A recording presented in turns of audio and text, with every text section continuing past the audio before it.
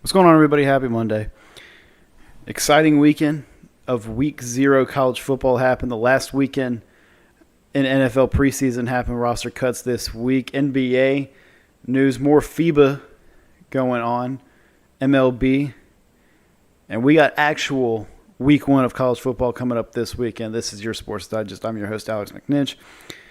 And like I mentioned, we had a great weekend in sports. A little bit of everything for anyone.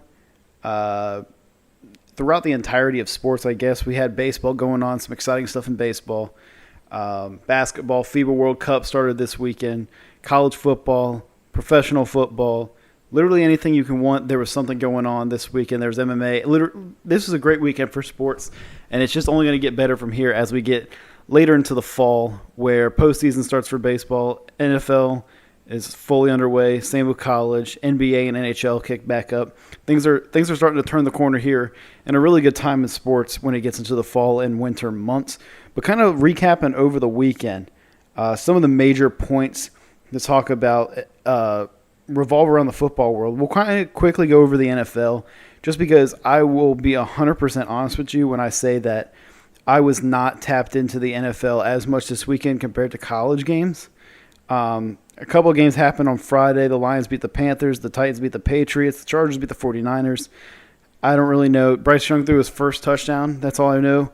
I posted that clip on my Twitter or X, whatever you want to call it, at Your Sports Digest. So go follow me there, as you can on all of my social medias, TikTok, Instagram, Twitter, YouTube, whatever you – I don't have a Facebook, but I could probably make one if people want to follow me there. But I always post clips on my Twitter or X. We just call it Twitter. Who cares? I post clips on my Twitter of different highlights throughout games sometimes. So if you want to go follow there and always know when I upload an episode, go to those and follow those so you're always in the loop. For my picks, I gave you guys a couple. I gave you guys the Saints to win, and I gave you guys the Rams to cover. And sometimes, you don't win in betting. The outcome of betting is you always lose. That's just the mindset you got to go in with. And the NFL was not the greatest to me in the final week of preseason. The Saints lose last night on Sunday. And then Saturday, Stetson Bennett does suck. We all knew this. But in an NFL standpoint, he was not good at all for that team. He also didn't play as much as I expected him to. So whatever in that situation. But throughout the day, a bunch of other things. Bills and Bears played a little bit. Packers-Seahawks. Packers beat the Seahawks. Cardinals came back and beat the Vikings. Chiefs and the Browns had a high-scoring affair. Deshaun Watson played a little bit in that game. Saw him throw a touchdown, I believe, to Njoku. So that was exciting. Jets beat the Giants. We saw Aaron for the first time in a Packers uniform really playing in a game situation. He threw a touchdown to Garrett Wilson. Commanders beat the Bengals. Jags beat the Dolphins. Bucks beat the Ravens with Kyle Trask slinging the pill around 192 and a touchdown. I would not be surprised if Kyle Trask starts at some point this season for the Bucks. Cowboys beat the Raiders, and then, as I mentioned, the Broncos blow out the Rams, and Saints lose to the Texans on a game-winning interception last night, Sunday night. So, yep, that's it for the NFL. For the preseason standpoint, roster cuts, I believe, are either Tuesday, Wednesday, or Thursday. It was one of those 3 days, but roster cuts are this week, which means you're going to see a lot of guys get cut. We've already seen guys like P.J. Walker, Kenyon Drake. Who else has gotten? Anthony Schwartz has gotten cut.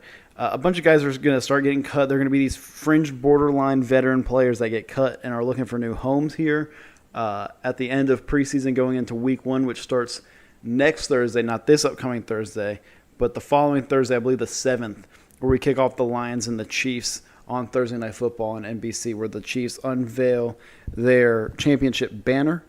But expect a lot of trades this week. Potentially a Jonathan Taylor trade, I don't know. But this would be the week for it to happen. We already saw Trey Lance get traded. As I recorded and posted the podcast and told you guys where I could see him going, mere hours later he gets traded to the Cowboys. That was a big one. And I know a lot of people are jumping to conclusions on this, being like, oh, they're giving up on Dak. They're giving up on Dak. It's always great to have insurance. You saw what happened when Dak goes down with injuries. when he went down with the ankle injury, the horrific ankle injury. You know, they were shuffling guys in and out at quarterback then. Ben DiNucci, the legend, started because of that, right? So you got to have guys that are capable backups. That's why the Bills were looking to be able to get him, because that's a guy that you could back up for Josh Allen if he gets hurt and still have the athleticism. Yeah, the athleticism that Josh had. So Trey Lance, now a Cowboy, being the backup guy there. Unfortunately, Cooper Rush now bumped down to the third string, I assume. But just another chapter in Trey Lance's career. I assume with his athleticism, he will be in the league for a while. And if he is good enough of a backup, and Dak, make fun of him all you want for how questionable his on-field play is. There's no question about his character and the type of person he is. So being able to mentor a young guy like Trey Lance, who has his struggles in the beginning of his career, had to sit behind people like Dak did, and then finally emerge as a starter. Maybe he can kind of give him some insight on how to be a professional in the NFL, how to work as a backup quarterback, because people think of a backup quarterback in the NFL just being, oh, you're there if somebody gets injured. Oh, you're just there for depth purposes. When in reality, the backup quarterback position in the NFL is probably one of the more important guys, because your job is strictly to make sure that the starting quarterback is prepared every week for the games. So if Dak can work with him and Trey gets a really good understanding on how to, work with Dak, and, if Dak does get hurt or, Dak does play poor, you have Trey Lance, who was a third overall pick, that eventually is going to, could potentially take over the reins. Whether he plays or not, it doesn't really matter. He's just coming up on his fifth-year option here in the next season. I think his fifth-year option is up for grabs. So, the 49ers didn't want to have to deal with that extra money that they had to kind of go with. So they shipped him off as well. But, yeah, a lot of other trades and cuts potentially coming this week to watch out for in the NFL as we turn the corner and turn the page into the regular season. But we turned the page into the actual regular season of college football this past weekend with Week 0. We like to call it Week 0 just because there's not a full slate of games. It's always a couple little tune-up games. No real major matchups happening on the first sort of weekend. That's why people call it Week 0, because it is before Week 1 when everyone really kind of ramps up and gets ready for the game. So I was 100% tapped into all of these games, and I gave you guys some picks on all of these, and they were terrible, honestly. I gave you guys Jacksonville State to cover. They won the game outright. I said you guys can cover or pick them to win. I picked the over USC, San Jose State. That was easy. Ohio disappointed. They played really well in the first half. Unfortunately, I gave you guys the exciting notes about Curtis Rourke, and he got hurt. So they had to bring in C.J. Harris to play, and he threw 3 picks. So that's kind of hard to expect that type of stuff to happen, the starting quarterback getting hurt. And then I told you to lean Vanderbilt, but don't pick it. And then I said lean New Mexico State because UMass Mexico State was a questionable game. And I ended up actually betting New Mexico State. I got them at -6, and just assuming UMass, who has not won an opening game in their season in like 40 years, would not win this one. And UMass just absolutely blew the waters out from anything that we could have thought. I can't even pronounce the quarterback's name. I know it's a long name, but he was unbelievable on the ground and in the air. And then just some questionable stuff from New Mexico State there. But we'll talk about some of the games that really mattered that I think a lot of people want to talk about, and one of them being Notre Dame. And obviously the number one thing to do whenever it comes to post-first games of the season or after any games in general is to overreact. Everybody wants to jump to conclusions. This Notre Dame team is going to win the national championship. This team's a playoff team, right? Let's calm down a little bit.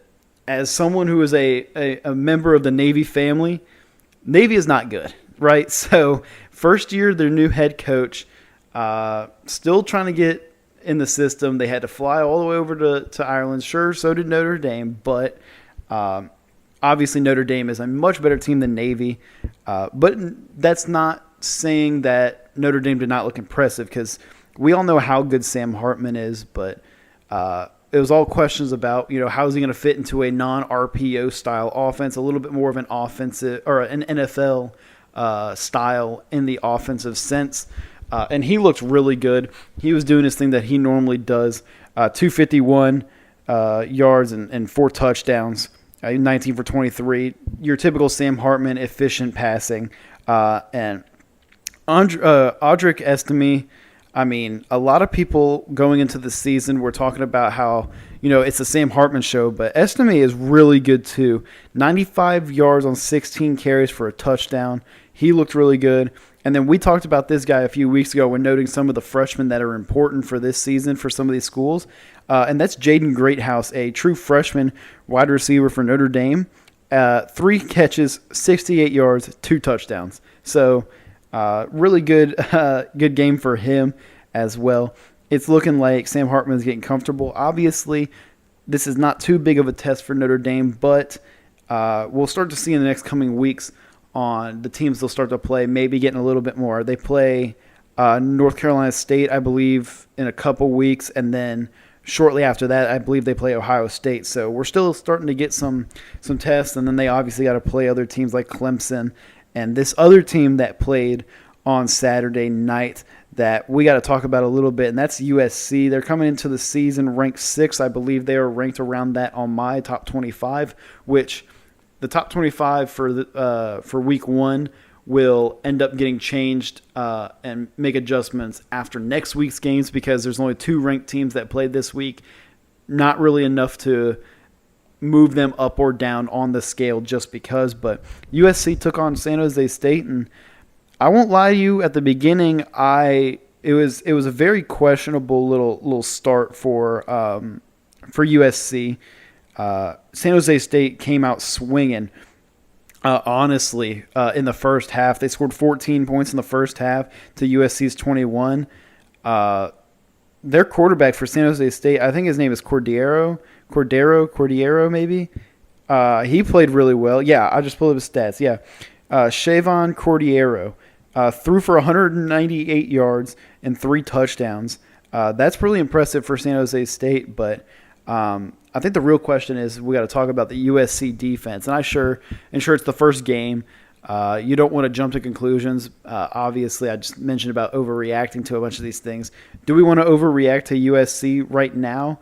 No, it's probably not good to overreact to their defense, but it's definitely something to take note of because in a Pac-12 conference where the offenses on all these teams are better than ever have been before, potentially as a whole conference, the offenses are better than ever.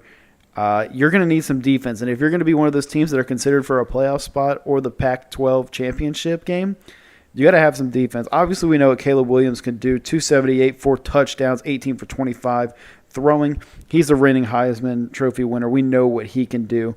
There's no concerns there.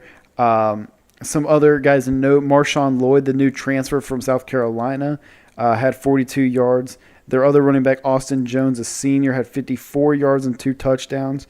It seemed like Caleb Williams' favorite receiver was either Deuce Robinson, who's a true I believe he's a true freshman, and then Zachariah Branch, who we kind of talked about as well. Both of those guys, I know Branch is for sure a true freshman. He liked throwing to both of those guys. And then Dorian Singer, who we talked about, he's a transfer over from Arizona. He's really good. He's going to start to get acclimated. And then Taj Washington, who's a senior, had a big catch for 70-something yards and a touchdown, I believe. Mario Williams, also one of the other guys that could potentially come up on this team and be an impact as a receiver. But, yeah, it's all about the defense right now. Mason Cobb, who is the transfer from Oklahoma State on that defense, is going to be making a little bit of an impact for them. That brings the leadership side to that linebacking core and that defense as a whole. Obviously, Bear Alexander is another guy we could talk about. He didn't really make any impact into that game as much really at all either. Just a questionable game for USC's defense. I wouldn't be too concerned just because it's the first week. But if you're looking at USC's schedule, their first opponent where it's like, okay, here we go, we're going against another team that's solid, is that Notre Dame game. I mean, sure, they play Nevada next week, or I guess this weekend. Stanford, Arizona State, Colorado. Colorado, I guess you could count as a somewhat game just because they have talent on the roster. Arizona, they're not going to be much this year. So you got to play Notre Dame and Utah back-to-back weeks, and that's where your stretch really starts towards the end of the season. So USC could start out really hot, but once they play these other teams that maybe have a little bit of a better defense, like the Utahs, like the Oregons, that have a little bit of a better defense compared to their offensive skill, maybe that becomes an issue for them. But week one, I wouldn't be too concerned. And then the other game, I talked about Ohio and San Diego State just to add a little bit, not too much else to dive into there, but we'll talk about the SEC team that made their season debut this weekend, and that's Vanderbilt, who won 35-28 over Hawaii last year. It was like a 60-13 win for Vandy. There's construction sites going on at Vanderbilt Stadium. They're redoing some stuff there, so that was a lot of the talk this weekend. But Vanderbilt looked okay. They looked okay.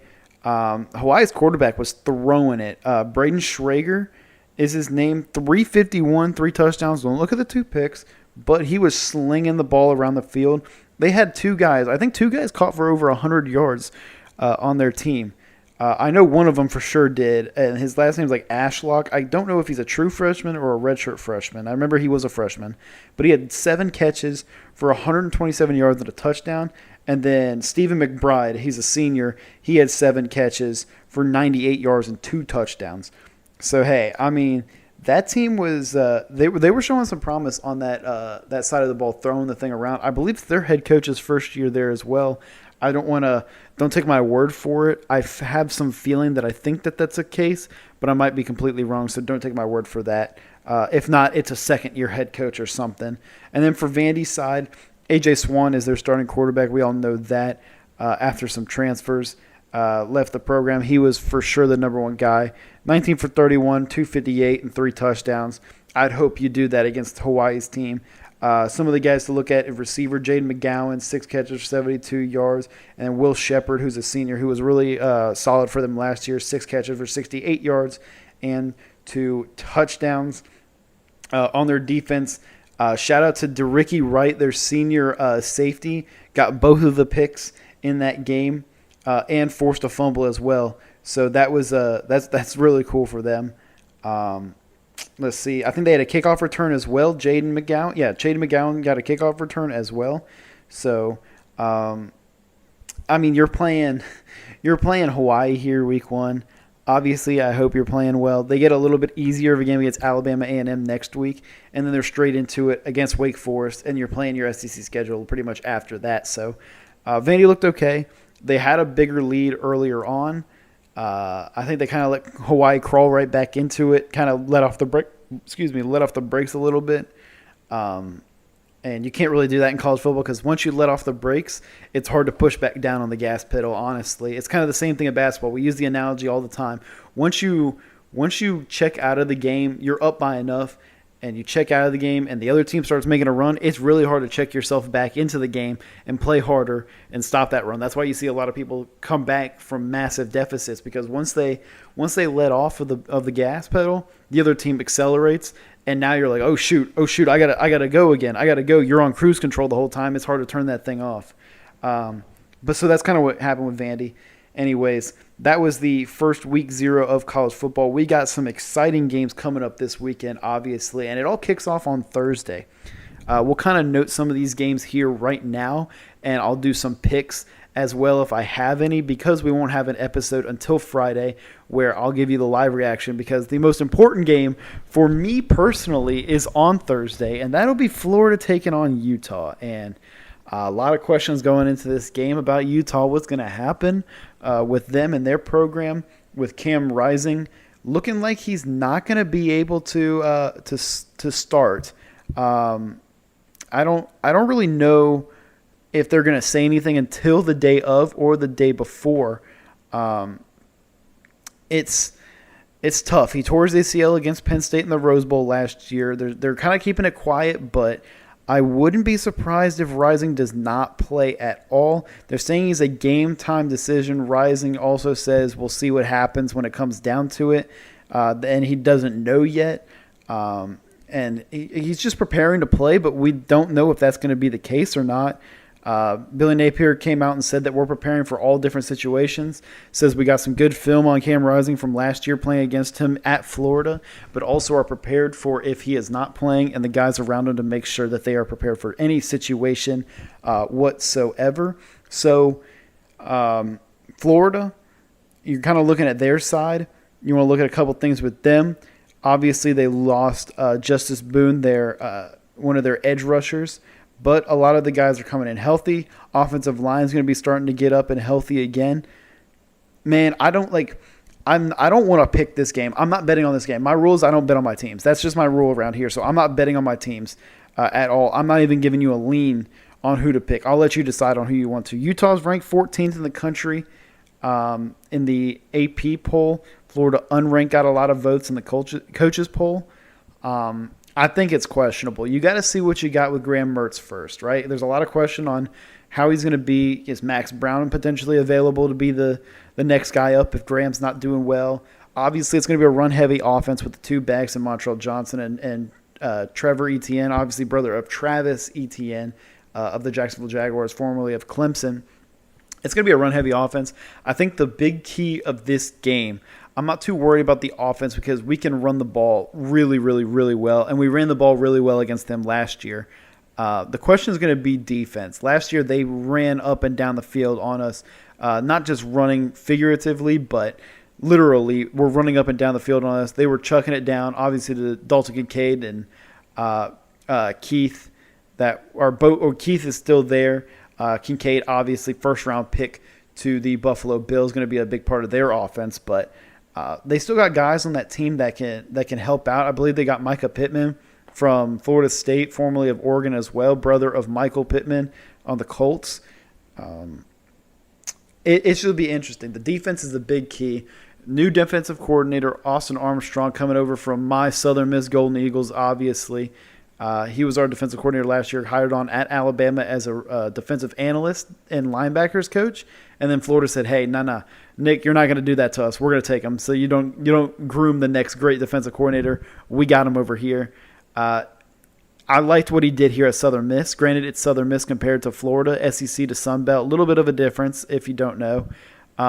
But his theories, his interaction with his players that I saw here at Southern Miss, how passionate he was for the game and for his defense here at Southern Miss. There's so many times where I've seen this guy go and try to chest bump and shoulder bump players and get flattened by them, but get right back up and get right back in their face and excited because he's so energetic and enthusiastic. So I think that's going to be a great thing for Florida to have. Obviously, I'm speaking biasly here, but as somebody who's seen him on both of his schools now impacting, I think he's going to be a really good addition for Florida. I'm not getting my hopes up at all about this game. I'm just excited that they're back and I can watch Florida play. But the defense is going to be key. Got some other transfers in there. New defensive coordinator. Guys are hungry. Guys are ready. It'll be interesting, to say the least. Other games going on that night that matter. UCF and Kent State are playing that night as well. It's just a UCF tune-up game. Kent State's okay, but not good enough. That game's on FS1. Elon and Wake Forest, another tune-up game there. NC State and UConn, they're playing at UConn, actually, I believe. At least it looks like it is.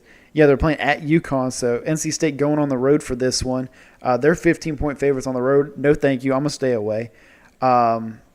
What else we got? UAB, NC&T, who cares? Missouri makes their SEC season debut against South Dakota that weekend, or on Thursday night as well. Nothing really to note there too much. Arizona State also makes their debut. They just self-imposed a ban on themselves for the bowl games this year for, I guess, recruiting violations, maybe. Might be wrong. I'm looking it up right now so that we can get the actual – the violations of NCAA rules that occurred under head coach Herm Edwards. Oh, God, Herm is back in the fold for them.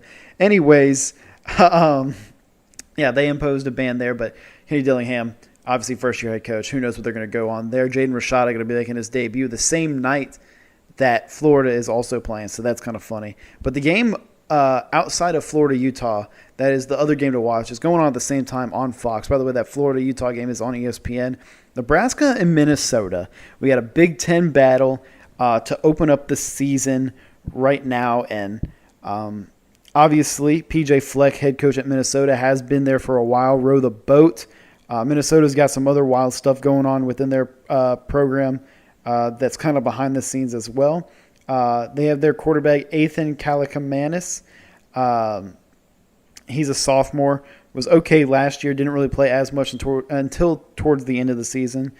They have Sean Tyler, who's a returning running back, 1,000-yard rusher. We talked about Brevin Spann-Ford, who could be one of the better tight ends in the Big Ten, let alone the entire country. Honestly, this year, I think he's going to have a little bit of a breakout this year for them.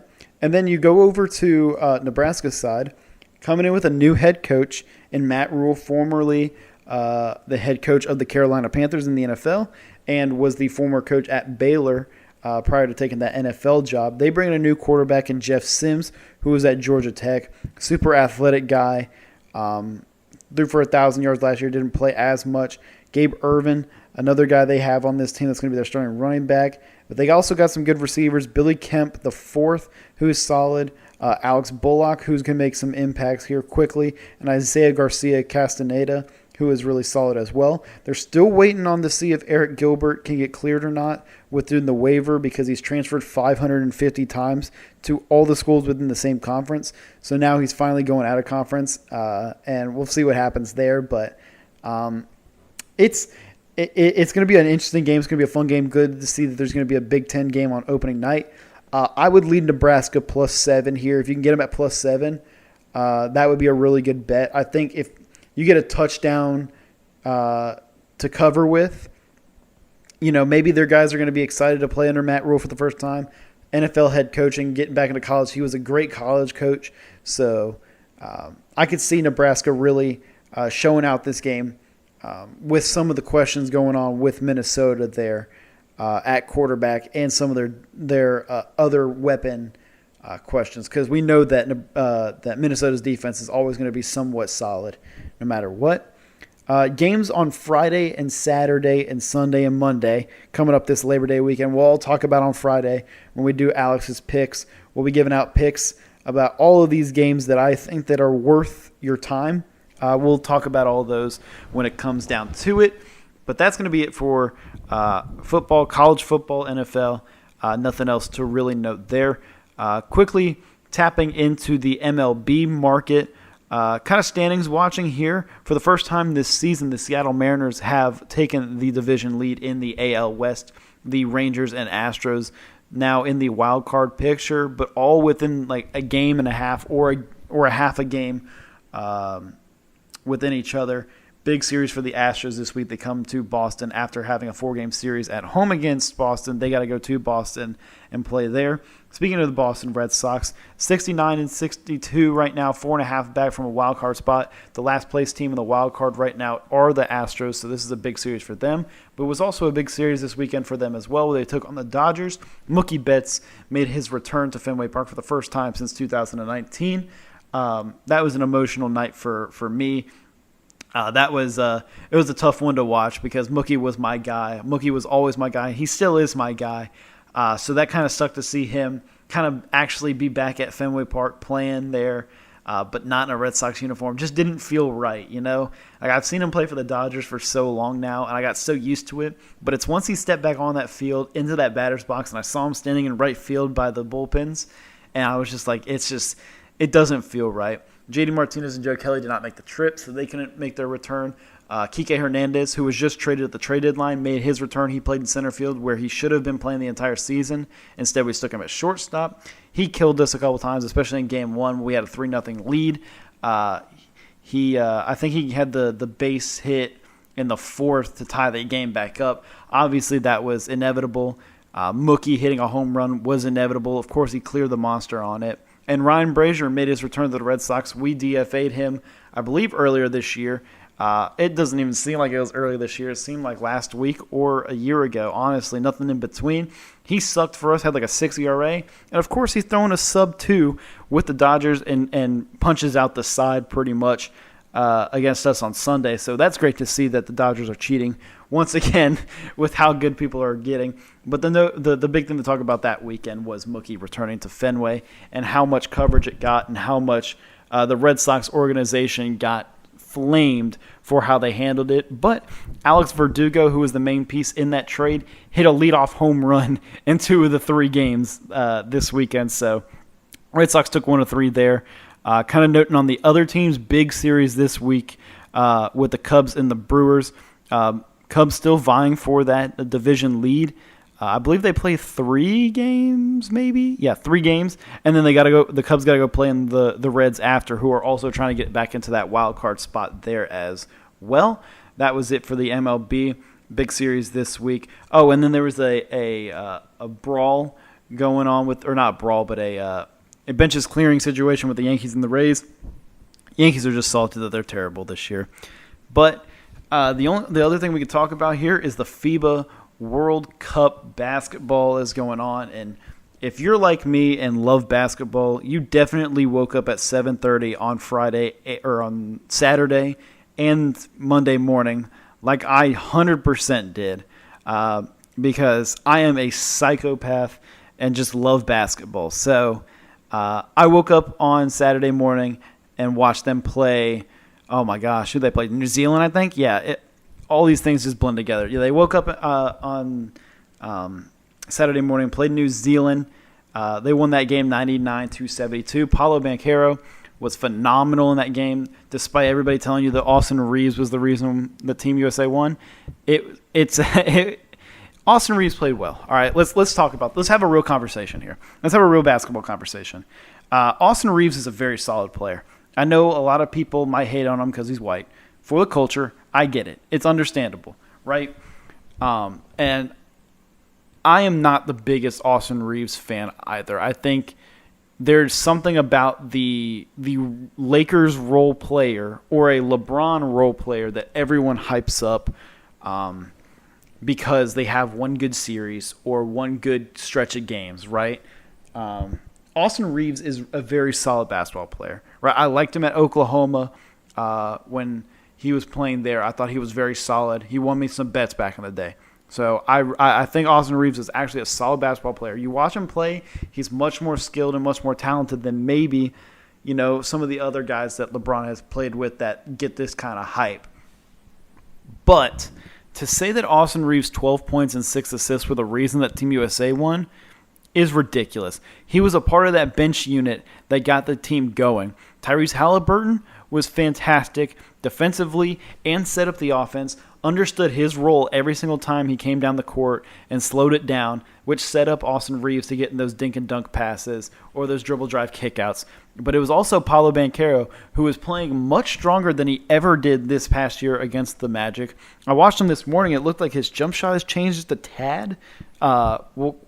That's something to look out for because it doesn't look as good as it used to.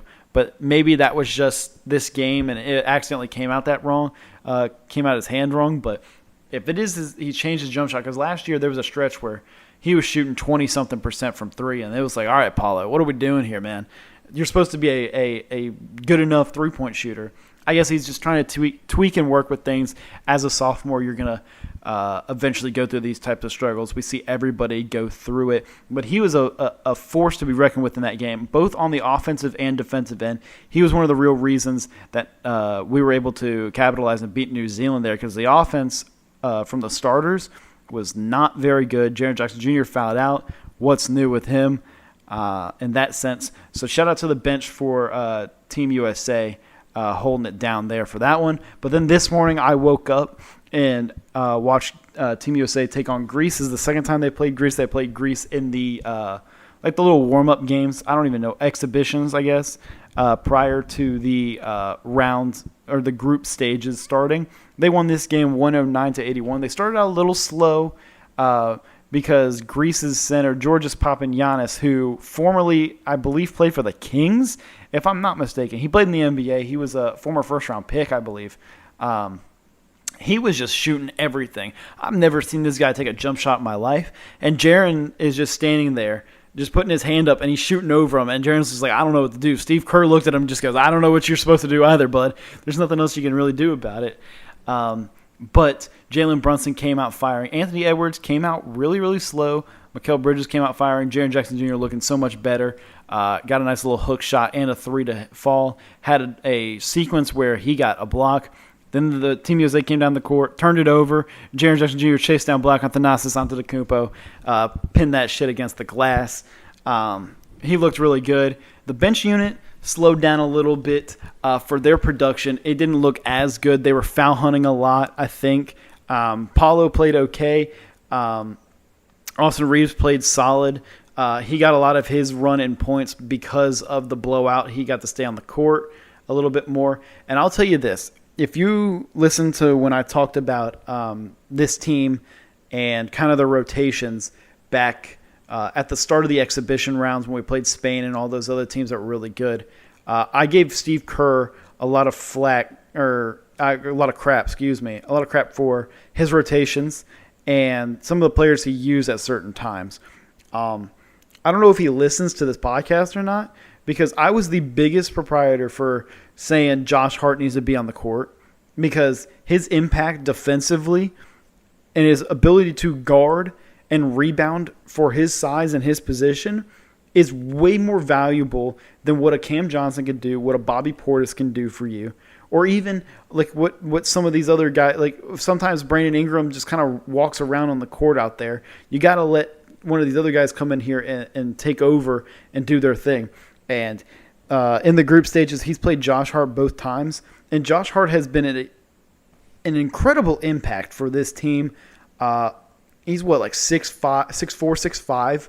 Honestly, an undersized for his position. He plays a lot of 4 when he actually plays a lot of 3, a lot of 4 in the NBA.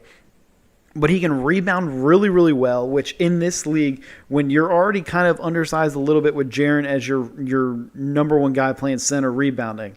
If you don't know, Jaren's not the greatest rebounder. He's working on it. He's still getting better, and he's definitely getting better in this. He looks so much stronger trying to go and get rebounds. But to have a guy like Josh Hart also there who is not afraid to fly in from the three-point line and jump over somebody to get a rebound, he's so skilled at that, and he's got such a good lower base to where he can stand in front of these guys, some of these fours that are the 4 and 4s that, you know, are those built muscular men that are ready to back down and play in the post. Josh Hart's not afraid to get down there and bump around with them.